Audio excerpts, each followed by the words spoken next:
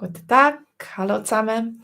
Ich bin wieder einmal da für einen kurzen Chat, für ein bisschen Schweizerdeutsch, hm, für ein bisschen Schweizerdeutscher zu reden und zu gesprächeln. Und heute wollen wir über den Ausdruck reden, pass auf, pass auf. Also anders gesagt, Achtung. Da haben wir ein Bild von unserer Geschichte, die wir gestern hatten. Gestern Abend haben wir im Livestream eine Geschichte von diesen zwei Männern, die ins Spa sind gegangen, in die Berge und eben auch ein bisschen wandern.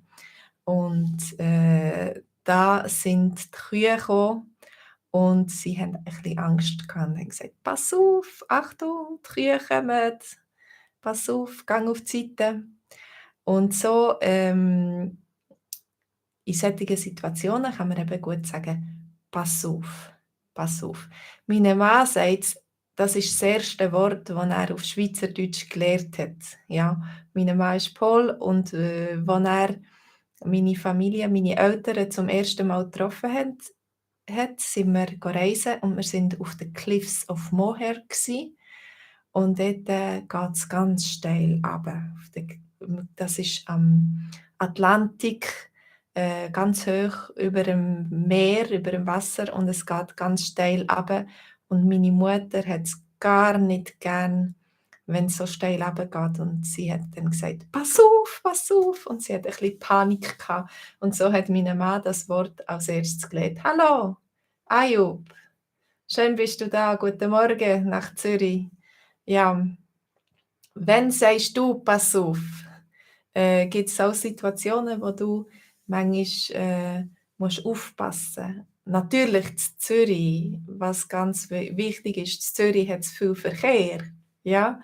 Und wenn es viel Verkehr hat und viel Auto hat, dann muss man gut aufpassen in der Straße. Und wenn du vielleicht noch mit Kind bist, dann musst du sagen: «Achtung, pass auf, stopp!» Und dann müssen sie gut auf dich hören, dass nichts passiert, ja. Genau. Also, ich weiß nicht, ob du gestern dabei bist am Livestream, Ayub. Wenn du für alle die interessiert sind an dem Livestream, nächste Woche haben wir Livestream mit einer Geschichte über unser Hündli, über die Luna. Und dort kann man auch sagen: pass auf, Luna, stopp.» ähm, wenn der Hund irgendwie in Gefahr kommt. Du bist leider nicht dabei gewesen. Vielleicht kannst du es noch schauen. Wenn du nicht dabei kannst sein am Montag am Abend am 8 Uhr, dann kannst du immer später noch auf die Homepage gehen und den ganzen Livestream noch einmal schauen, die Geschichte durchlesen und selber das durchschaffen, wenn du Lust hast.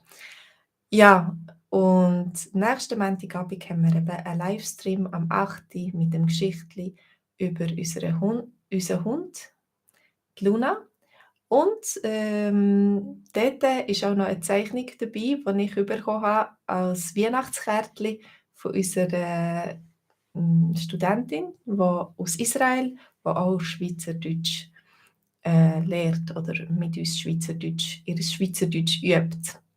Ja, so viel wollte ich sagen. Ich hoffe, es geht euch gut und ihr hört jeden Tag Schweizerdeutsch hören und versuchen, Schweizerdeutsch zu reden, dass ihr dann möglichst schnell Fortschritt macht. Also hören ist Nummer eins und dann versuchen zu reden. Zuerst vielleicht wie ein Papagei wiederholen und dann selber Sätzchen machen. Das ist super.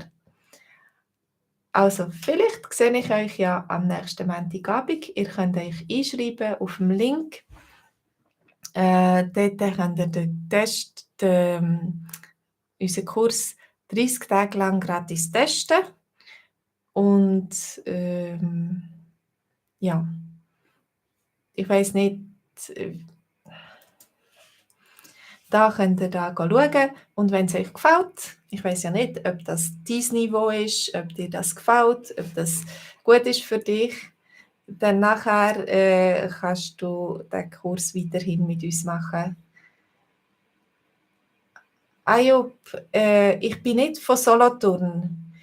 Aber vielleicht ist mein Dialekt ein bisschen ähnlich wie Solothurner Dialekt, weil es ist etwas zwischen Bern und Luzern und Solothurner reden auch ganz ähnlich.